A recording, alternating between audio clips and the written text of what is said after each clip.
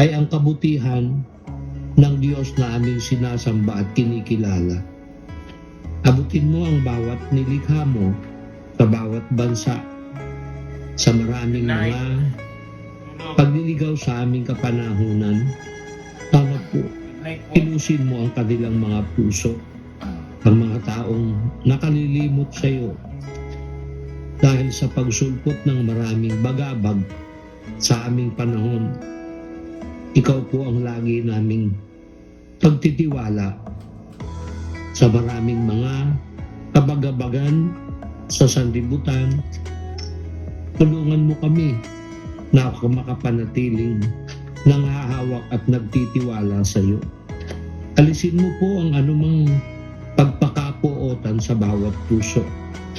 Naway patuloy na lumaganap ang kabutihang nakilala namin. Akayin mo ang bawat kaluluwa sa pagbabalik loob sa iyo. At lumaganap din naman ang pagmamahalan sa bawat dako. Ang bawat namiminuno ng mga bansa, ikaw ang Diyos na higit na nakakakilala sa kanila. Tulungan mo po ang bawat namiminunong makapamahalang mabuti sa kanilang mga nasasakupan. Bawat hibik ng aming puso, Ama, di na namin masaysay na lahat. Ikaw ang aming tiwalang naunawaan mo po aming mga pangangailangan. Sana makapanatili kami hanggang wakas at ang aming mga paraingan sa iyo. Sana po'y tulungan mo kami makasumpong ng kasagutan. Alalahanin mo po ang bawat sambahayan sa sanlibutan. Maraming nawawalan ng pag-asa, maraming may mga karamdaman.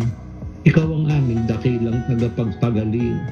Naway, kung kalooban mo'y makasumpong ng kagalingan, makasama namin sa patuloy na paglilingkod sa iyo. Panginoon, bahala ka na po sa pagpapatuloy pa ng aming mga paggawa. Ikaw ang aming pinagtitiwalaan ng lahat sa aming mga buhay, pati ng aming mga kapalaran. Sa iyo ang lahat ng karangalan at kapurihan. Salamat po sa pangalan ng aming tagapagligtas na si Kristo Jesus. Amen.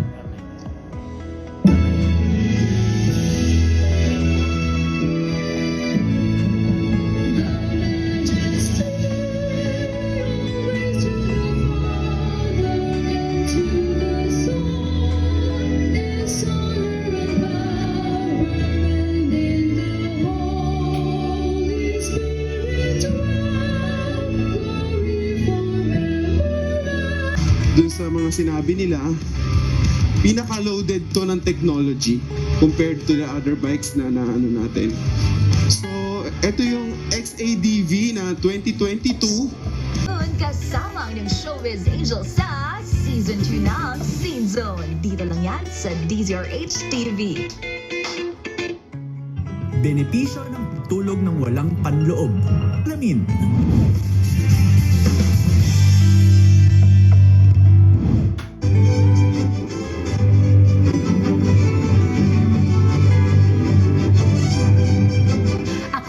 Si Lisa Makuha Elzalde na nag-aanyaya sa inyong samahan kaming muli sa pagbabalik ng Art to Art alas 13:30 ng hapon dito sa DZRH Radio at DZRH News Television. Usapang sining at kultura para sa lahat tuwing araw ng linggo. Huwag kaligtaan.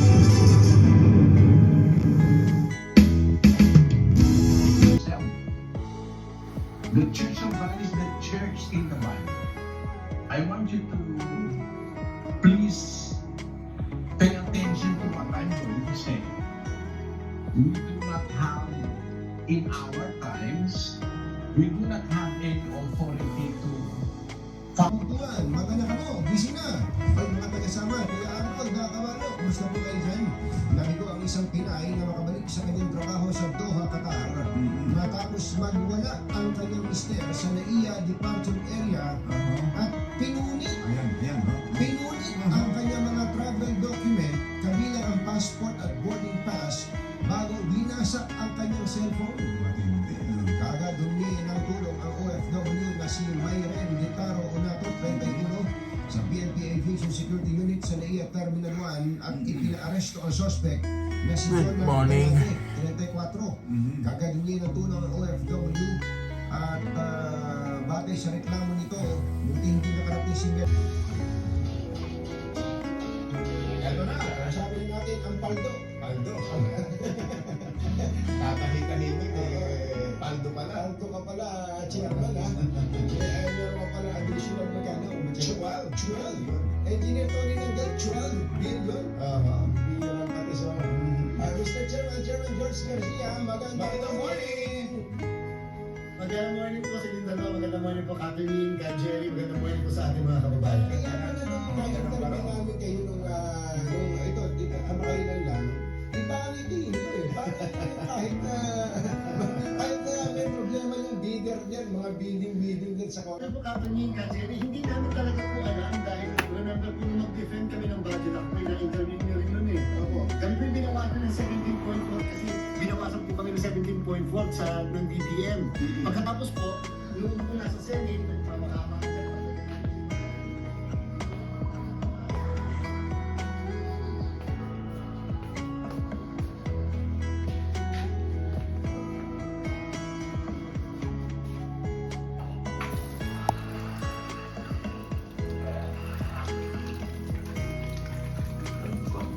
Mainit ng tubig.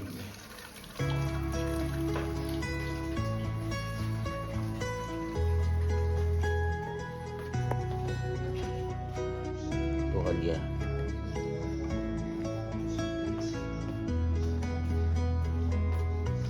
Lagay mo na dito.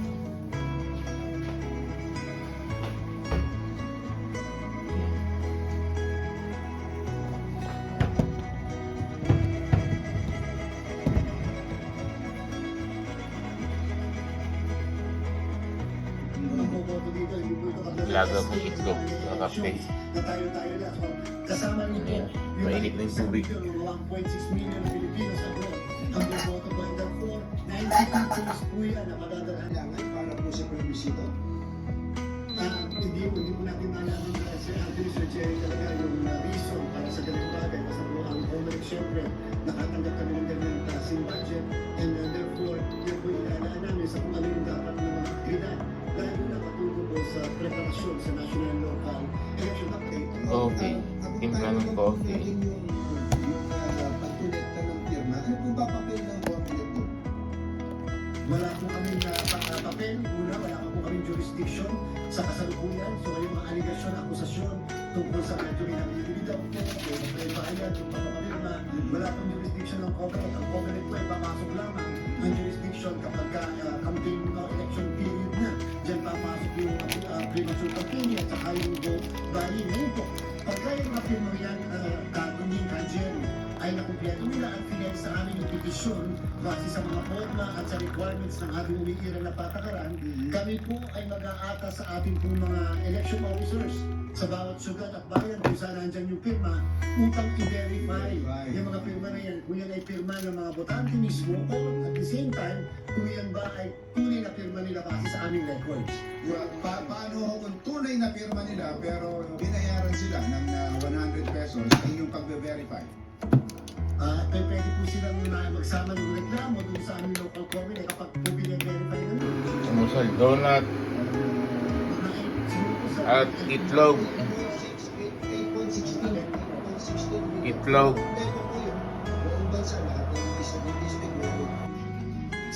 Itlog at may hopya pa.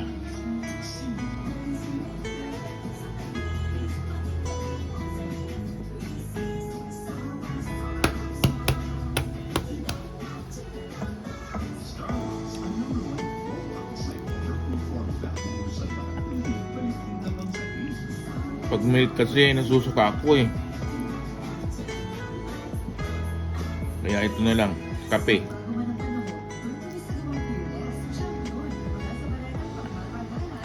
Putsang init.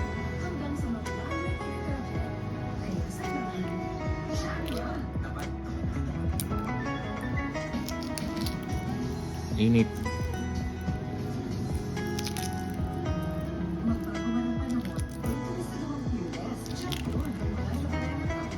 Kopya.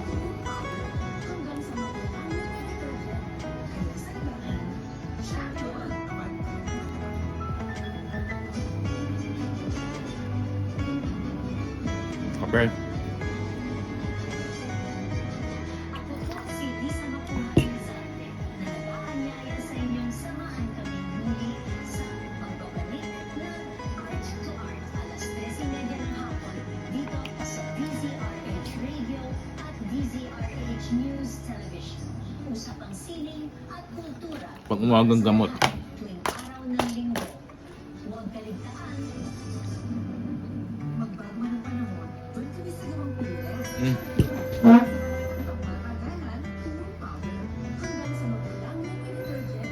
Kaya sa labahan, champion!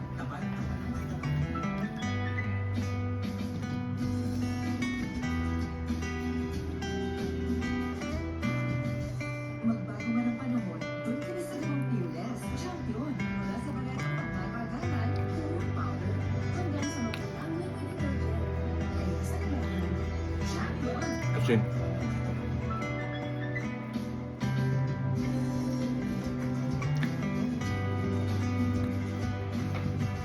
Magbago man ang panahon, doon kami sa gawang Pilipinas. Champion! Mula sa balatang pagmamagalan, puro power, hanggang sa magulang na detergent. Kaya sa labahan, champion!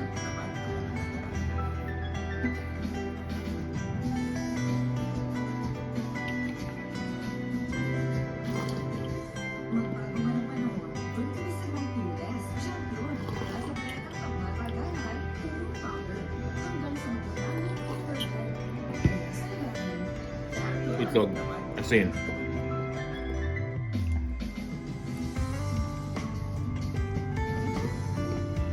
Maaga, balita, maaga, usapan sa mga issue at balita kasama si Kuya Angelo Palmones sa Magandang Umaga Pilipinas. Mula Lunes hanggang Biyernes.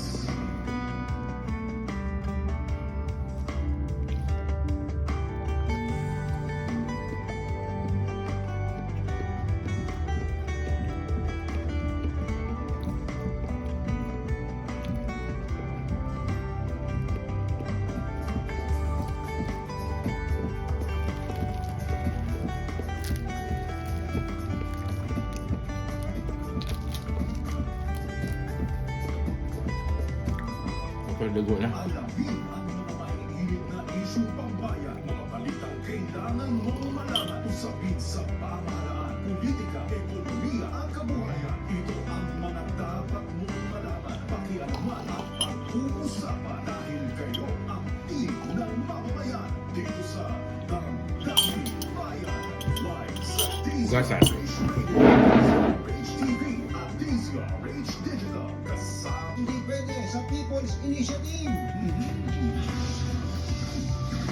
Congressman Pulong Duterte umalma sa 2 bilyong pisong tinanggal na budget sa kanyang distrito. At singil ng Meralco, tataas ngayong buwan. Magandang umaga, Luzon, Visayas at Mindanao. Good morning, Philippines. Hello, world. Inom ng gamot. Ito si Jerry Bob. Ito po naman si Anthony Cameron. At ito ang...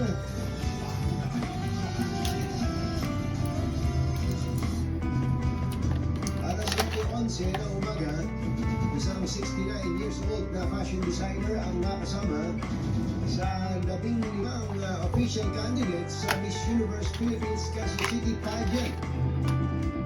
Ito ay si Jocelyn Copales na sumali sa nasabing beauty contest.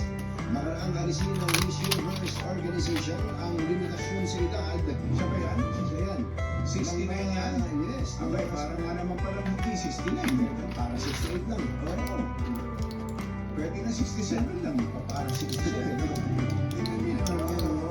Inalis niya si Kumbachero ng Miss Universe Organization ang limitasyon sa edad ng mga aspiring candidate ng 1 taon.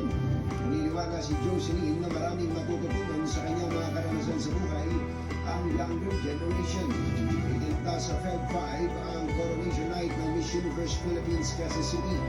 Ayon sa mister ni Jocelyn na si Marco Vales, isang senior actor, sumali sa patimpalak ang kapangkagandahan ng kanyang misis dahil gusto nitong magbigay ng inspirasyon sa ibang kababaihan na ito Ang ulo at mukha ng matagpuan ng kanyang roommate ang bangkay ng Because in 20 oil. anyos na si Gerard Matthew Agulos Burnos. Ayon sa QCPD, nakita ng kanyang roommate na nakandusay sa sahig ng biktima, nakabalot sa garbage bag ang ulo at mukha nito na may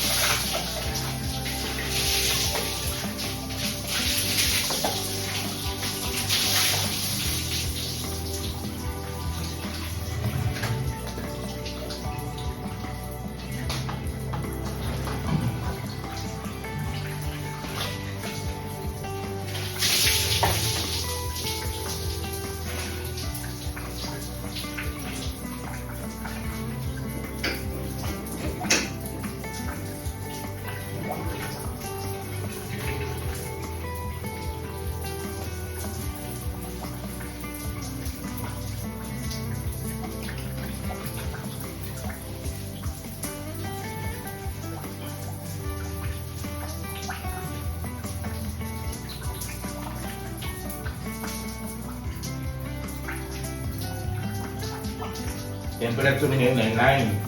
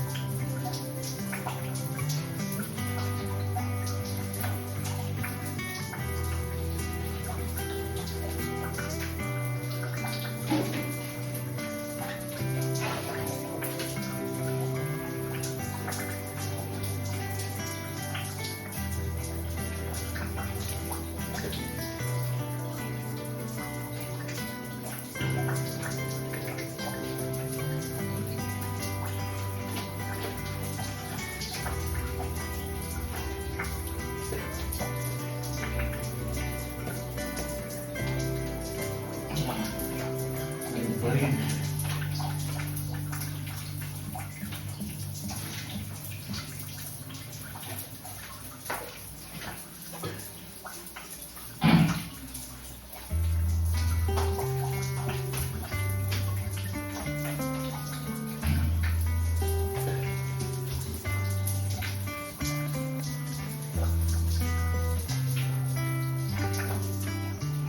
Lamig pa rin.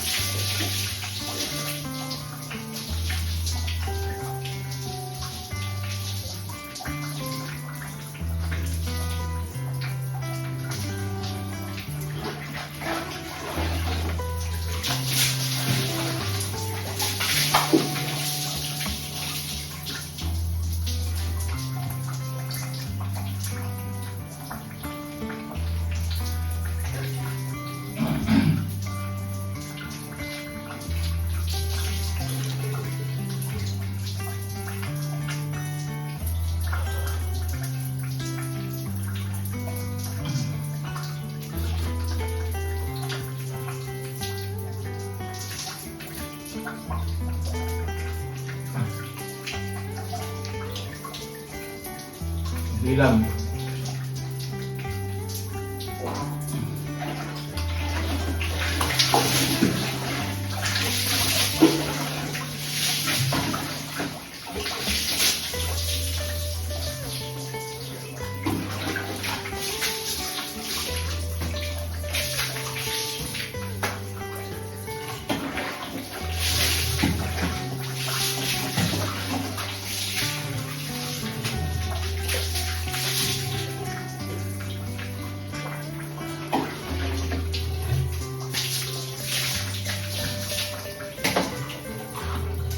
Bukan.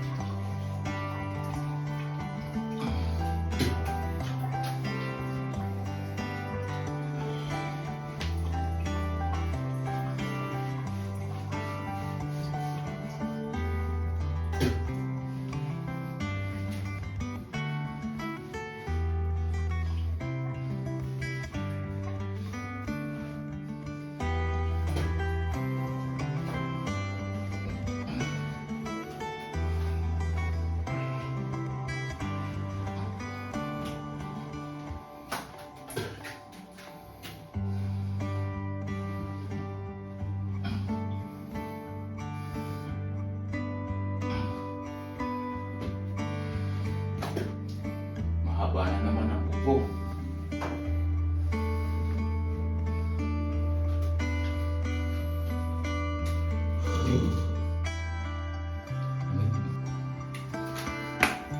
Mahaba na naman.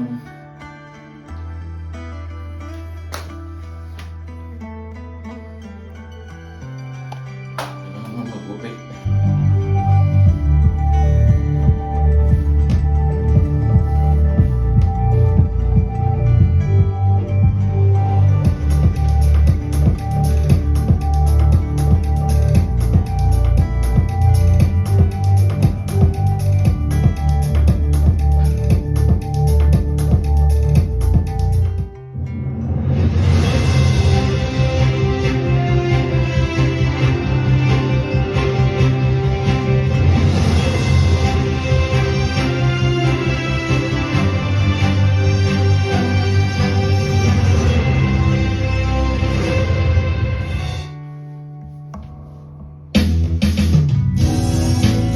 Alas 7:42 ng umaga, patuloy tayo sa mga pangunahing balita. Ibinasura ng Sandigan Bayan ang hirit ni dating Health Secretary at ngayon ay Iloilo Congresswoman Dr. Janet Garin na ibasura ang kasong graft at iligal na pagbili ng 3.5 billion pesos na halaga ng Dengvaxia vaccines noong 2015. Ayon Ayon sa 2nd Division ng Sandigan Bayan, may sapat na ebidensya upang ituloy ang paglilitis laban kay Garin at sa 4 na iba pang akusado. Hindi pinagbigyan ng Sandigan Bayan ang hirit ng respondents na napagkaitan sila ng karapatan sa mabilis na pagresolba ng kaso.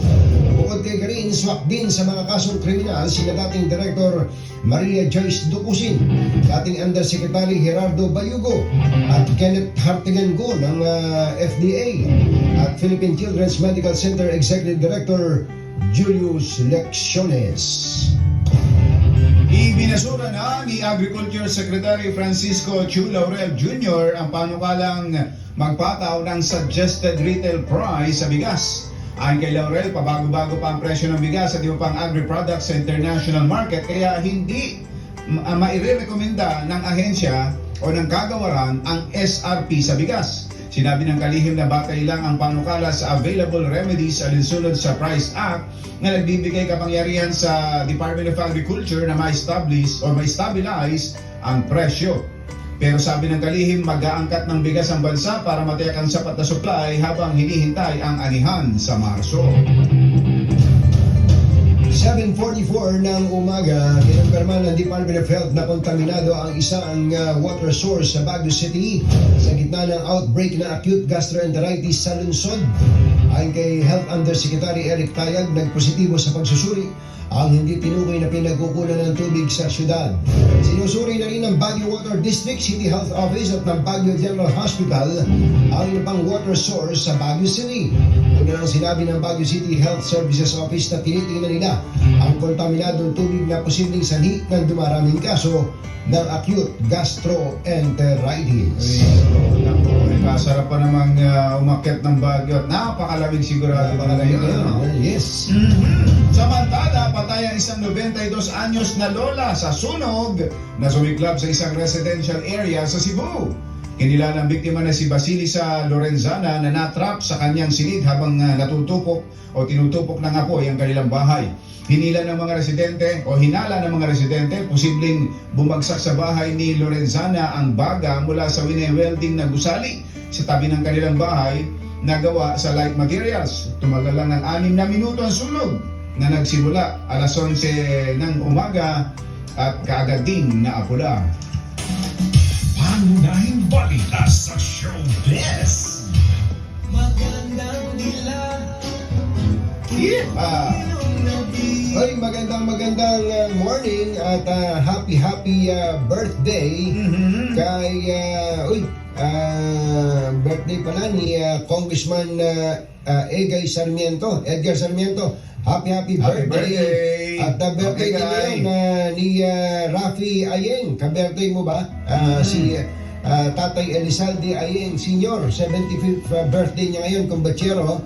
Mula sa Danlagan, Reserva, Ginayangan, Quezon. At 4 na araw na lang, birthday mo na, kumbatsero. Inaabangan ng lahat yan dahil binanggit ko ng isang araw na anytime.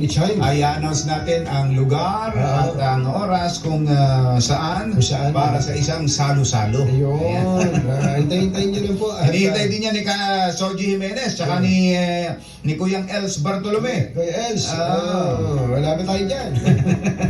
Si Congressman Harry Angping ay birthday din ngayon. Kumbatsero, Ambassador Harry Angping, happy birthday sa iyo. Ano to? Matindi to May nire-report ito si Sherwin Alfaro na ang Allied Forces na to ang UK at US ay naglunsad na po ng military strike laban sa mga militanteng Houthi sa Yemen. Ayan, naku. Matapos atakihin ang mga barko sa Red Sea. May mga British. Di ba na Pilipino kinidnap pa yung hostage pa hanggang ngayon ng Houthi rebels? Ayan, naku. Airstrike na ito. Sinimula na ba o anytime? Pinumpisa na. Ongoing. Ongoing. Nako, ayan na. Kaya ito nga pala, binabalita din sa atin ni Boss Jomay ay ang UK and US daw ay nag-launch na ng military strike. Meron pa pang mga bihag na Pinoy na kasama? Meron pa eh. Ilan yan, Sherwin? 15? Ano yan? Apat pa. Naku, Ayan. Andiyan na si Morley.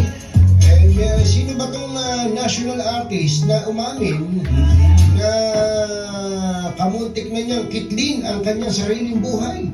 Bakit? Ba't naman kaya? Alamin natin ang balita mula kay RH69, 47, Morley ang inyo. Magandang morning, Morley! Yes!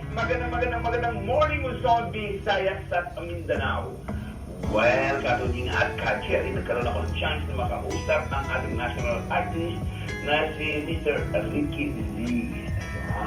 At inamin niya sa atin na mapanahon na nagsisimula siya sa pagsusulat ay maraming depression din sa kanyang pinagdaanan na kung saan ay muntik niya nang kitlin ang sarili niyang buhay sa pamamagitan ng paghihiwa. Noon daw kasi talaga daw walang buhay ang pagsusulat pero ito ang kanyang pangarap. Lamang nagkaroon daw ng maraming problema.